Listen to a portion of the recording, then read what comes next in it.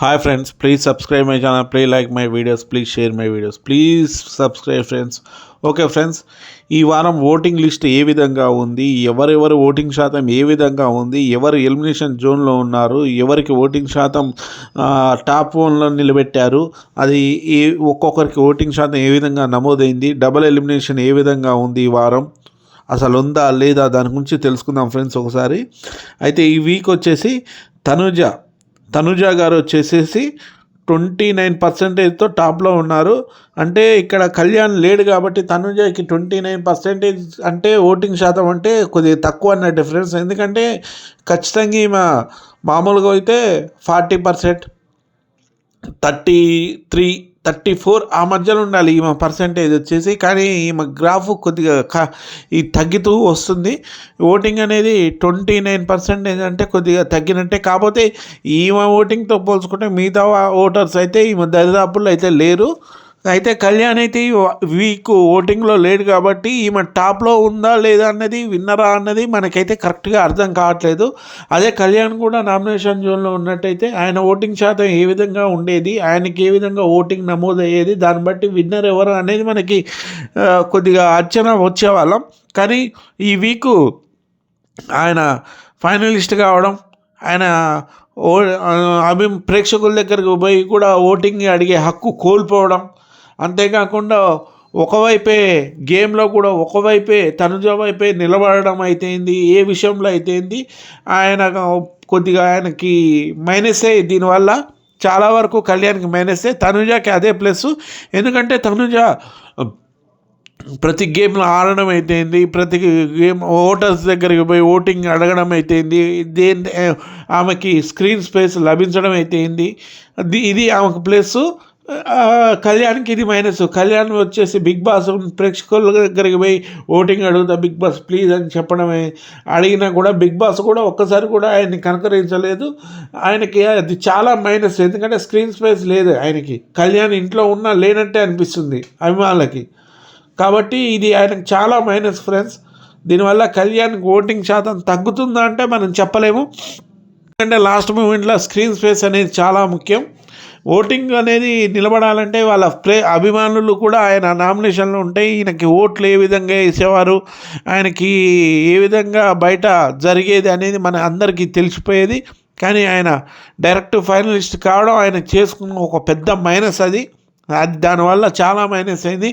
అది కళ్యాణ్ కూర్చొని ఆలోచిస్తే ఆయనకు అర్థమవుతున్నా. కానీ అంతేకాకుండా ఒకవేళ ఈయనకి స్క్రీన్ స్పేస్ లభించకపోయినా కూడా ఆడ తీసుకునే అవకాశం ఉంది. ఎందుకంటే ఆయన డిసైడ్ చేసే ఫ్యాక్టర్లో ఉండు తన ఓటు ద్వారా.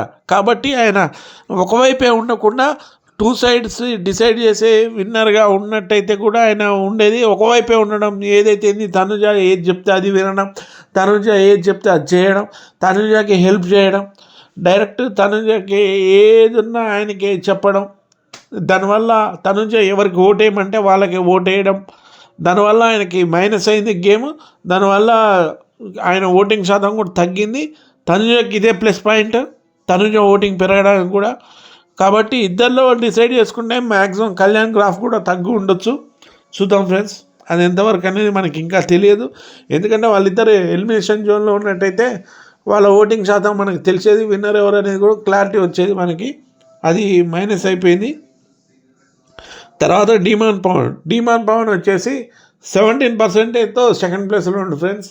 ఈయన ఓటింగ్ శాతం కూడా బాగా పెరిగింది. రీతు చౌదరి ఎలిమినేషన్ అయిన తర్వాత బాగా వారంలో ఈ వీక్లో అయితే జోక్స్ వేయడం అయితేంది, అతను ఓపెన్ కావడం అయితేంది, గేమ్ అయితేంది, తనుజతో జోక్స్ చేసుకుంటూ అందరితో హౌస్లో అందరితో జోక్గా ఉండడం అయితేంది.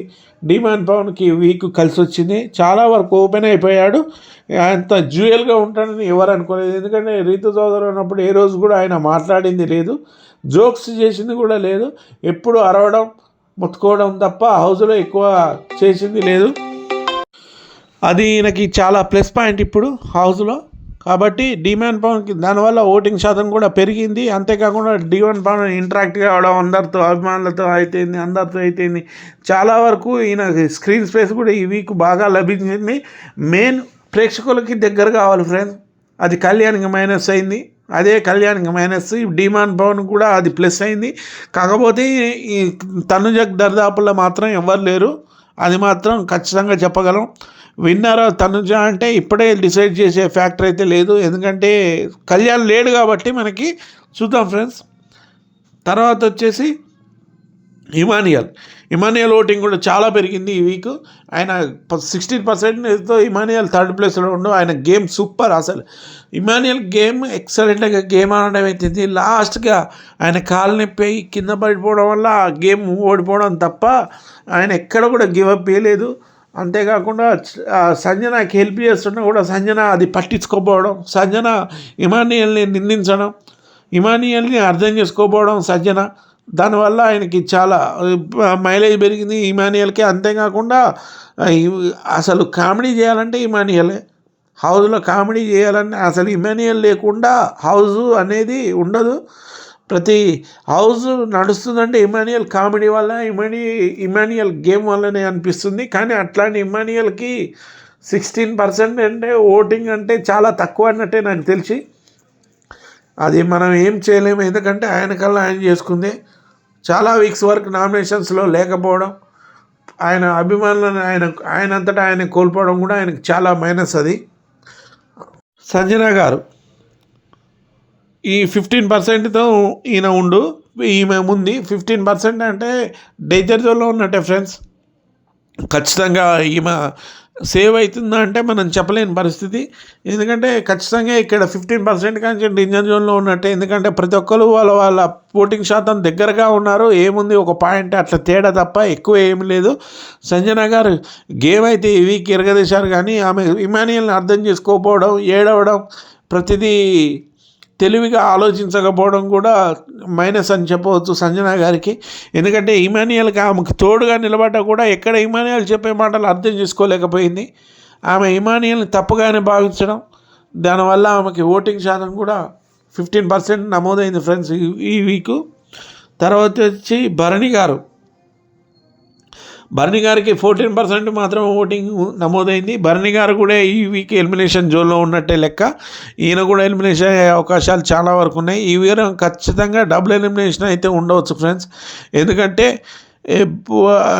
ఇప్పుడు హౌస్లో ఉండాల్సింది ఒక 5% మాత్రమే. కాబట్టి ఖచ్చితంగా అయితే ఈ వీకు డబుల్ ఎలిమినేషన్ 6 మెంబర్స్ ఉంటారేమో, కానీ ఈ వీక్ ఖచ్చితంగా 2 మెంబర్స్ వెళ్ళిపోవాలి. ఒకవేళ ఈ వీక్ వెళ్ళకపోతే మాత్రం మిడిల్ నైట్ మనకి ఖచ్చితంగా ఎలిమినేషన్ ఉండొచ్చు. అయితే భరణి గారు వచ్చేసి 14% ఓటింగ్తో లాస్ట్ నుంచి 2వ స్థానంలో ఉండడం జరిగింది. ఓటింగ్ కూడా భరణి గారు కూడా గేమ్ సూపర్గా ఆడారు, కానీ ఓటింగ్ అయితే తగ్గింది. ఆ ఓటింగ్ అంతేకాకుండా చాలా సూపర్గా ఆడారు గేమ్ ఈ వీక్. ప్రతి వీక్ అంటే ఈ వీక్ గేమ్ ఆడడం అయితేంది, ప్రతి వీక్ అందరితో అట్రాక్ట్గా ఆడడం అయితేంది, చాలా సూపర్గా అనిపించింది భరణి గారిది. ఈయన కూడా ఎలిమినేషన్ జోన్లో ఉన్నట్టే.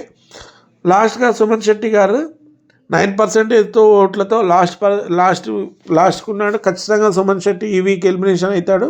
అయితే మనది ఇది ఓన్లీ అన్అఫిషియల్ సైట్ మాత్రమే, మన డేటా ప్రకారం సేకరించిందే, ఇది అఫీషియల్ డేటా కాదు ఓన్లీ. ఎందుకంటే మనం రితు చౌదరిని చూసుకున్నాం, పోయిన వీక్ 2nd ప్లేస్లో ఉన్న రితు చౌదరి ఎలిమినేషన్ అయ్యి వెళ్ళిపోవడం జరిగింది. అట్లాంటిది మనం చెప్పలేము, ఎందుకంటే మన డేటా వచ్చేసి అఫీషియల్ డేటా వచ్చేసి బిగ్ బాస్. అంతేకాకుండా బిగ్ బాస్ ఏ నిర్ణయం తీసుకుంటాడో బిగ్ బాస్ చేతుల్లోనే ఉంటుంది. కాబట్టి మనం ఖచ్చితంగా ఎవరు ఎలిమినేషన్, కానీ ఖచ్చితంగా డబుల్ ఎలిమినేషన్ అయితే ఉండొచ్చు ఫ్రెండ్స్.